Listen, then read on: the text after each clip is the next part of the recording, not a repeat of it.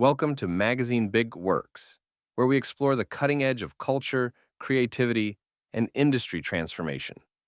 I'm your host, and today we're diving into a provocative piece that challenges everything we think we know about cultural success in the global marketplace. It's summer 2025, and the world is going crazy for K-pop demon hunters on Netflix. Sword-wielding girl groups, mystical tigers, six-eyed magpies, and grim reaper idols called lion boys. Everything screams K-culture, and everyone's celebrating another Korean cultural victory. But here's the twist. Sony Pictures produced it, Netflix distributed it, and North America owns the IP. The cultural DNA is Korean, but the industrial power? That's somewhere else entirely. This is the central tension explored in Paul Joseph J. Kang's latest column. K-brand is in golden hour. Now is the era of K-dash.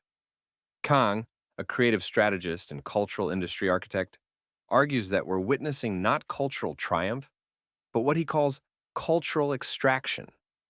Think about it.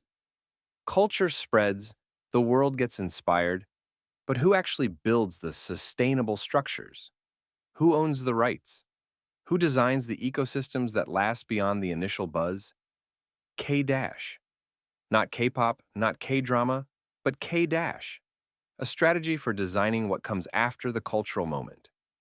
It's about moving from identity-centered approaches to operation-centered design. Here's the key insight.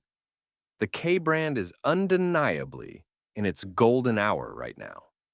That magical moment when everything it touches turns to gold. But golden hour, by definition, is fleeting. It's that brief period before sunset when light is most beautiful, and then it fades. So what happens next? Japan is the birthplace of judo, but Olympic medals are often swept by France, Georgia, and Russia. The International Judo Federation's marketing authority and industrial leadership has long been reorganized around Europe. The sentiment of being the country of origin can be a source of pride. But without industrial substance, it's just an optical illusion. This isn't just about any one culture.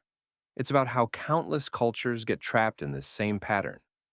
They spread, they inspire, they get consumed, but the structures that make them sustainable, those don't get built. K- asks different questions. Are you creating structures, not just identity? Are you designing ecosystems, not just celebrating origins? Are you engaging creators, not just moving consumers? The real game changer, according to Kang, is what he calls decentralized unplatform flows, structures that are distributed yet tightly connected, invisible yet robust. It's about building influence that operates beyond traditional platforms and boundaries. And this isn't just theoretical. Kang is preparing something called Atoe Table New York, an experimental event that puts the K- agenda at its center.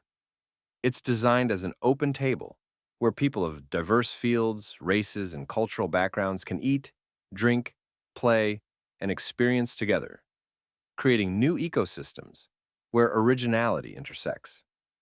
Here's Kang's final challenge. Culture can leave at any time, but structure remains, and invisible connections last longer than visible ones. The K-brand's golden hour is beautiful, but it won't last forever. What comes next depends on whether we can design beyond the brand, beyond the identity, beyond the comfort of recognition. Now is not the time to bask in golden hour light. It's the time to design K-, not the spread of culture, but the construction of distributed yet tightly connected structures. Not emotional pride, but strategic ecosystem design. That's the real way to preserve originality beyond the sunset. This has been just a taste of Paul Joseph J. Kang's thought-provoking analysis. To read the full article and explore more cutting-edge perspectives on culture, creativity, and industry transformation, visit bcd-W. That's bigc.works. Thanks for listening to Magazine bcd-W. Until next time, keep questioning, keep designing, and keep building the structures that matter.